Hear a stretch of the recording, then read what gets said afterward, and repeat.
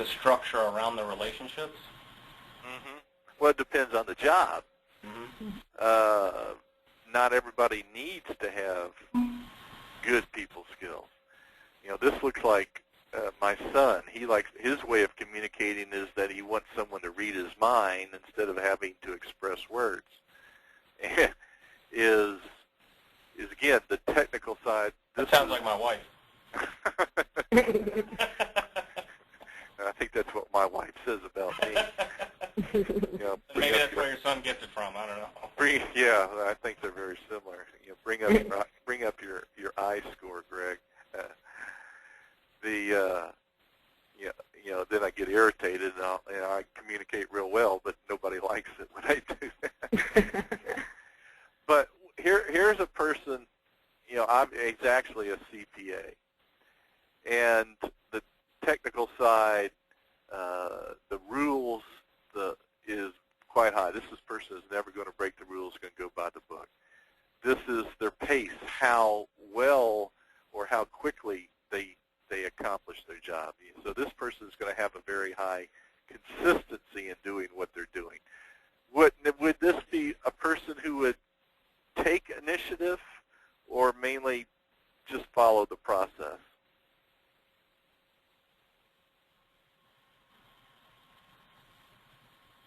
Well, based on everything we've talked about, I'm going to go with follow the process. Yeah. Yeah. This again would be the higher the D, the more initiative this person will take. And the interesting thing that you find is in most cases, you will either see you will rarely see a high C with a high D score, because these are totally opposite behavior styles. You will see a higher D with a high C in the environment, which tells you something totally different going on in the environment. But most of the time you'll see most people will have a high SC and a low DI, or a high DI with a low SC. That's just more of a common pattern. Now, Paul, you're still on the call? I am. Oh, no, Paul. P-A-U. Oh, Paul. Sorry about that. As promised, I was going to only listen. Well, I'm not going to let you just listen. Oh, okay. But do you have any questions on anything we've covered? No, it's a great refresher. Okay, good.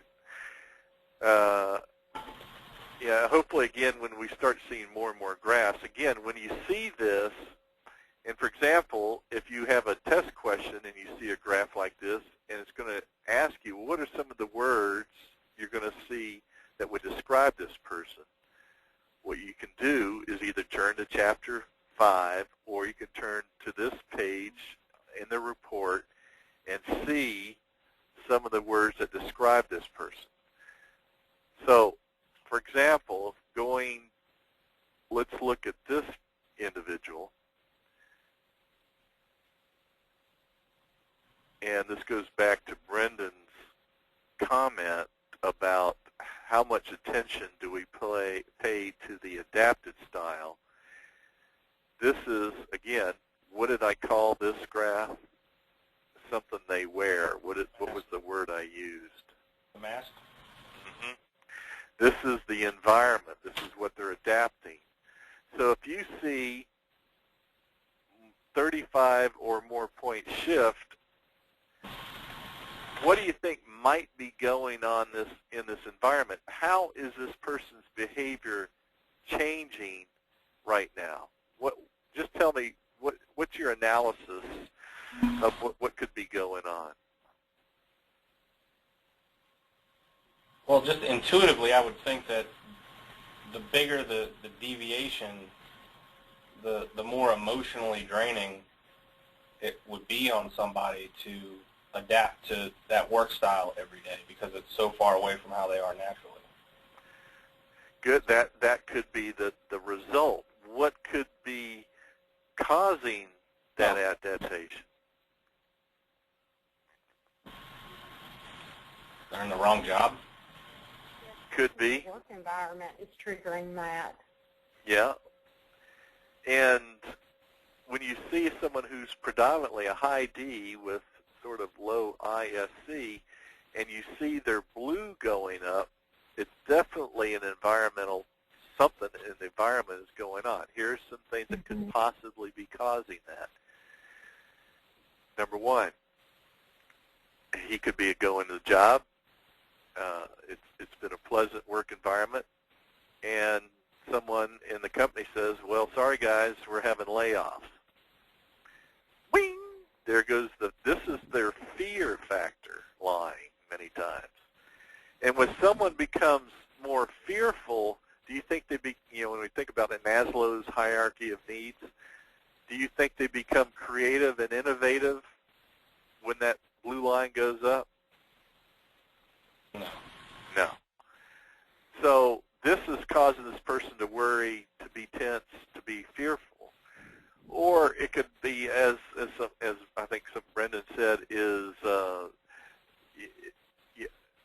they're they're not going to be happy in the job. It could be a new manager who's requiring this guy to do something. The third reason is anytime you have an individual who may not be performing well. In this case, this was true. This guy was a sales manager. Notice his people skills, kind of low. And what they did is said, well, we need to have this guy take an assessment. And so what happened is when someone said the test or the assessment, he now was saying, well, what's wrong with me? Why is nobody else taking this assessment? Why am I the only one taking the assessment? Does that mean I'm defective? And his fear factor went up. So anytime we have someone take one of these reports, we just want to make sure they're comfortable with it, not say, well, this is a test, and if you flunk it, you're going to lose your job type environment. So you might see something like this down the road on your exam, and I'm going to ask you, I'm not going to tell you